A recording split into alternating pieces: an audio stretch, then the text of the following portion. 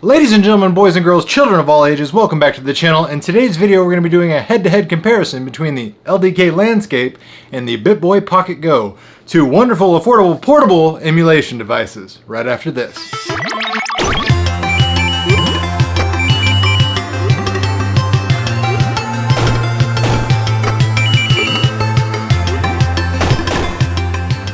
In terms of fit, form, and function, both of these handheld devices are almost identical.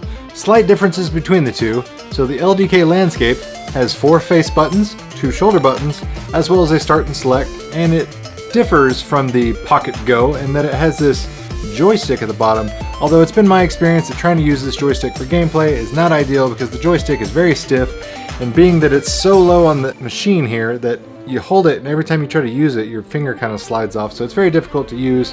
We also have a menu button on the side as well as a brightness screen indicator. On the top we have a headphone jack, and then on the bottom we have a secondary port of a micro SD in case you want to run more ROMs off of a card that way, although it does have an included ROM behind the external battery pack. So this is one thing that this has an advantage over pocketgo, is this has an external battery. The pocketgo has an internal battery, so you can't swap that out.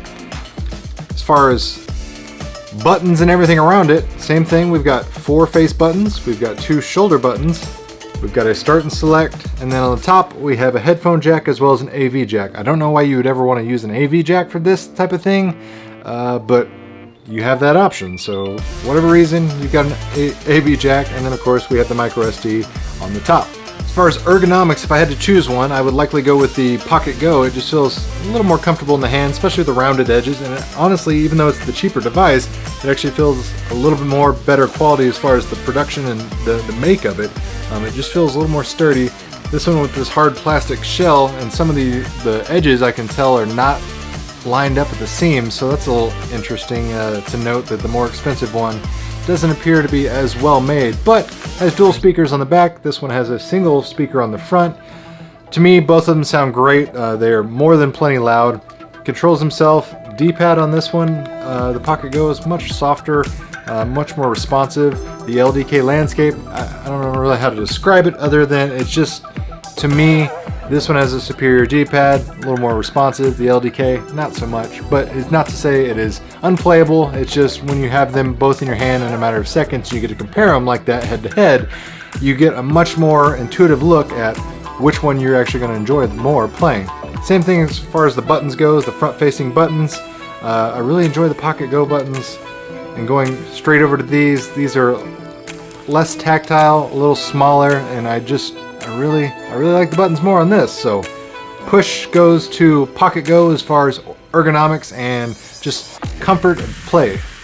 In terms of screens used on these devices, the LDK Landscape uses a 2.7-inch TFT screen, and the BittBoy pocketgo uses a 2.4-inch IPS screen with tempered glass on the front. And quite frankly, this has a far superior looking screen. However, it does suffer from a major flaw in that this device does have issues with screen tearing. Now, I've updated both of these devices to the most current firmware available as of this date, and I've even patched this with the kernel update that somebody had made that supposedly would get rid of the screen tearing issue. Now, I already knew that was going to be impossible because it's a 30 Hz screen and you're not going to be able to get rid of it with a software patch. However, I did notice some improvements with the screen tearing, just making it less noticeable than it was before. So, without further ado, let's go ahead and look at a head-to-head comparison of some of the game quality, and you can decide for yourself which one you like and which one aesthetically appeals to you the most. So let's go ahead and examine the screen tearing. It's pretty easy to see it on side-scrolling games like Mario Bros. 3 here for the original Nintendo. You can still see it on the blocks there. Those like little cuts when you run side by side. It's not as bad as it was been reported. I think the new firmware helps a little bit, but like I said, you're not going to get rid of this issue just because it solely involves the screen being 30 Hz when it should be a 60 Hz screen. Which is unfortunate because this screen is absolutely beautiful compared to the LDK.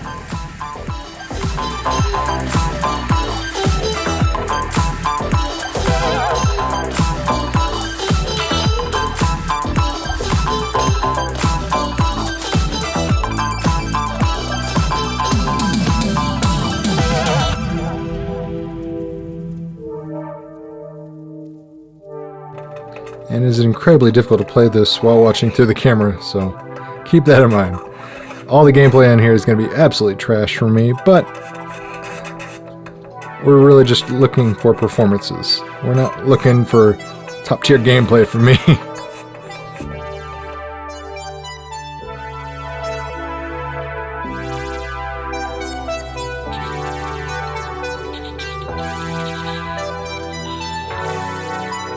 And let's go ahead and check out some Sega emulation. We've got Gunstar Heroes.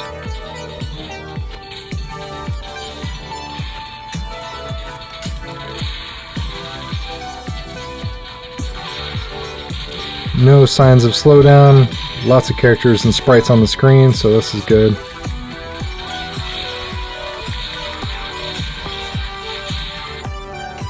And then on the LDK.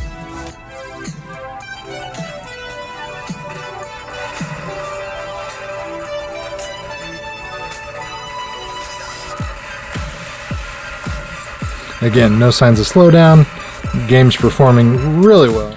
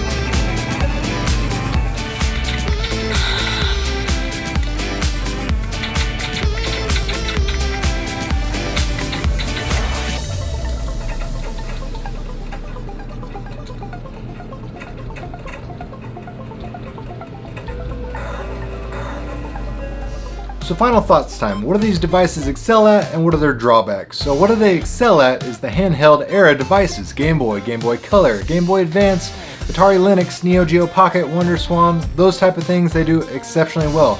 As well as Nintendo, Sega Genesis, Game Gear, Sega Master System, Super Nintendo for the most part. Anything that doesn't use the Super FX chip is going to run really well on this. However, if it does have a Super FX chip, it's typically it's not going to have a good gameplay experience on the Super Nintendo emulation. However, these devices did struggle significantly in certain areas, particularly PlayStation 1 emulation as well as arcade emulation. I was able to use the Final Burn Alpha emulator to get a lot of the CPS2 Capcom titles to work.